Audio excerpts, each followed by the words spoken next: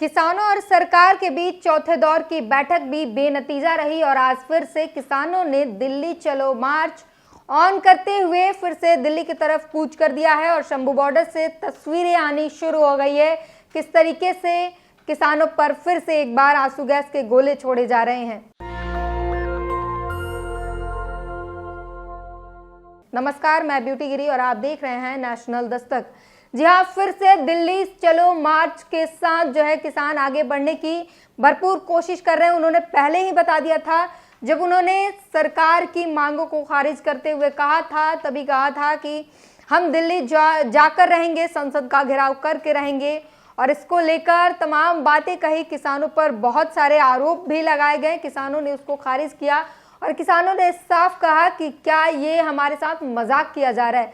सरकार सिर्फ हमारा टाइम बर्बाद करना चाहती है। सरकार ने 5 साल तक के लिए कुछ फसलों पर एमएसपी देने की बात की थी, जिसे किसानों ने मानने से इनकार कर दिया था। 2 दिन का समय भी लिया था, बावजूद उसके जो है सरकार ने कोई पहल नहीं दिखाई। उसके बाद अब किसानों ने फिर से आज की तारीख तय की थी कि फिर से दिल्ली चलो मार्च के साथ हम आगे बढ़ेंगे, बैरिकेड तोड़ेंगे। और उसके बाद तस्वीरें भी सामने आई जिसमें बड़े बड़े जेसीबी और बहुत बड़ी बड़ी मशीनें लाई गई थी, क्योंकि वहां पर जिस तरीके से कांटे बिछाए गए हैं किसानों के लिए, नुकीली कांटों के साथ कटीले तार भी लगाए गए हैं और कंक्रीट के जो बॉर्डर बनाए गए हैं, बैरिकेड्स लगाए गए हैं, उन्हें तोड़ने के लिए इस बार किसान पूरी तैयारी के साथ बॉर्डर पर आए हुए हैं और उनके साथ तमाम बड़ी बड़ी मशीनें हैं। उन मशीनों को मॉडिफाई किया गया है, उन ट्रैक्टर्स को मॉडिफाई किया गया है ताकि गोली का असर ना हो सके और इसके लिए उस पर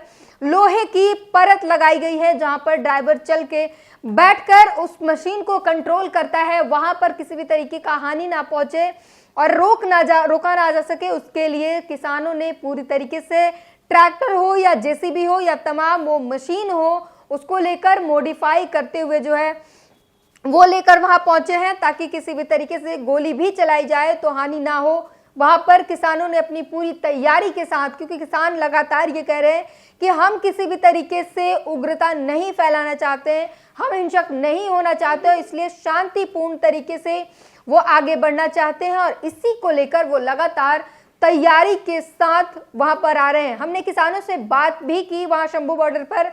तमाम किसानों का यही कहना है कि हमारे सामने जो फोर्स है उनके पास हथियार है, गोले हैं, बारूद है और आंसू गैस के गोले हैं, रबर बॉम्ब फेंके गए थे हम पर।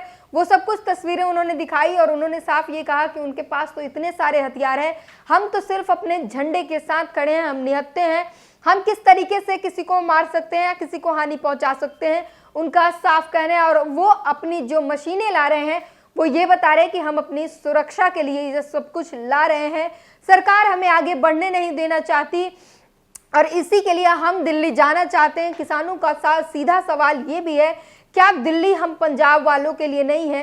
क्या दिल्ली हम किसानों की राजधानी नहीं है? वो पूरे देश की राजधानी है। फिर हम किसानों को क्यों रोका जा रहा है दिल्ली से? दिल्ली पर हमारा भी तो उतना ही अधिकार है। इन सवालों के साथ लगातार वो किसान आगे बढ़ने की कोशिश कर रहे हैं, अपनी मांगों पर वो डटे हैं और सरकार को कह रहे हैं कि वो जुमला दे रहे हैं। उसको लेकर तमाम लोग जो है लिख भी रहे हैं। हरियाणा पुलिस ने सुबह सुबह जो है ये अपील की कि भारी वाहन जो है, भारी मशीन जो है वो ना लाई जाए। इस मशीनों के तहत कुछ उग्रवादी जो है वो पुलिस फोर्स को, जो वहां पर तैनात फोर्स है, उनको हानि पहुंचाने की कोशिश कर सकती है। तो इस तरीके की तमाम चीजें जो है वो चल रही है। इंडिया टीवी ने लिखा है, दिल्ली कूच कर रहे किसानों ने से हरियाणा पुलिस ने जेसीबी पोकलेन मशीन हटाने की अपील की है। लगातार कोशिश ऐसी ही की जा रही है। न्यूज़ 24 ने लिखा है, हरियाणा पुलिस ने किसानों से शांति बनाए रखने की अपील की है। कहा, भारी मशीनों को धरना स्थल पर लेकर ना आए किसान, इससे नुकसान हो सकता है। ये लगातार जो है हरियाणा पुलिस के द्वारा कोशिश की जा रही है। एक और हरियाणा पुलिस ने भी ये ट्वीट करके लिखा, पोकलेन जेसीबी के मालिकों और ऑपरेटरों से निवेदन है कि प्रदर्शनकारियों को अपने उपकरण ना दें, अगर आप दे दिए तो आप उन्हें वापस लीजिए। और इसके साथ एक खबर ये भी आई थी कि उन पर भी कार्रवाई की जाएगी जिन्होंने अपनी मशीनें किसानों को दी है। और हरियाणा पुलिस ने भी साफ साफ ये कहा है कि अपने मशीनों को जो है वो किसानों को, प्रदर्शनकारियों को ना दे, अगर दे दिया है तो वापस ले ली जाए।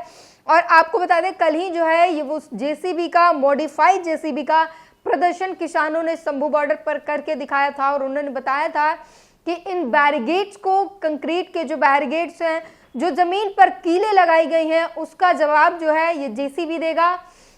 और उसी जेसीबी से जो है उसे कंक्रीट के पत्थर जो लगाए गए हैं, वहां पर बैरिगेड्स जो लगाए गए हैं, वो जेसीबी से हटाने के लिए लेकर गए हैं। किसानों से सवाल पूछने पर उन्होंने साफ कहा कि हम किसी भी तरीके से फोर्स को कोई नुकसान नहीं पहुंचाएंगे। किसान कह रहे हैं कि वो सभी जो फोर्स की जो तैनाती है, वर्दी पहनकर जो खड़े हैं, वो सब हमारे बच्चे हैं, हम किसान हैं और वो हमारे बच्चे हैं, तो हम उन्हें किसी भी तरीके से नुकसान नहीं पहुंचा सकते। हमें सिर्फ सरकार से दिल्ली जाना है, सरकार से हमारी लड़ाई है और हम बैरिगेड्स को हटाना चाहते हैं, हम किसी भी तरीके से उपद्रव नहीं करना चाहते। न्यूज तक ने लिखा है, शंभू बॉर्डर पर हरियाणा पुलिस की तरफ से 3 आंसू गैस के गोले छोड़े गए। अभी बॉर्डर पर फिलहाल शांति है। बता दें कि ये कुछ ही समय पहले की वीडियो आई है और जब किसानों ने प्रदर्शन आगे बढ़ाने की कोशिश की तब उन पर फिर से आंसू गैस के गोले दागे गए हैं, उन्हें रोकने की फिर से कोशिश की गई है।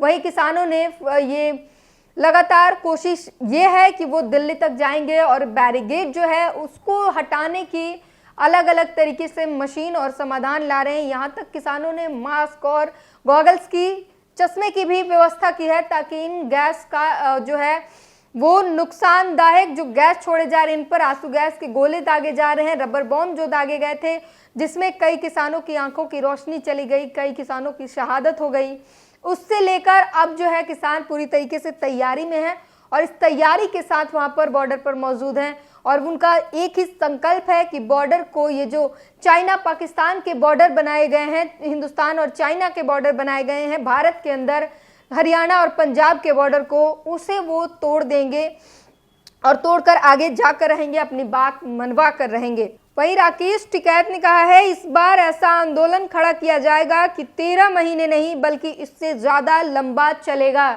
तो पिछली बार आपको याद होगा कि 13 महीने चले थे जो आंदोलन, और उसके बाद अब जो आंदोलन के लिए साफ राकेश टिकैत ने कह दिया है कि ये आंदोलन 13 महीने से भी ज्यादा चलेगा। अगर सरकार बात नहीं मानती है, शांतिपूर्ण ढंग से किसानों की बात नहीं सुनती है, तो ये आंदोलन अब वापस नहीं जाएगा, किसी भी जुमले में नहीं आएंगे और लिखित रूप से सरकार से सभी बातों को मनवा कर तभी जाएंगे। आपको बता दें कि किसानों की जो है मुद्दों पर एमएसपी के मांगों पर सरकार और किसानों के बीच जो बैठक हुई थी उसमें कुछ फसलों पर एमएसपी देने की मांग की गई, सहमति बताई गई थी, लेकिन वो भी 5 सालों के लिए। अब इसमें किसानों का ये कहना है कि सिर्फ 5 सालों के लिए देंगे, क्या हम 5 साल बाद फिर यही प्रदर्शन करने आएंगे, फिर लड़ने आएंगे। ये किसानों का यही कहना है कि सरकार सिर्फ उनके टाइम को बर्बाद करना चाहती है, उनके साथ टाइम पास करना चाहती है और किसान ऐसा नहीं चाहते हैं।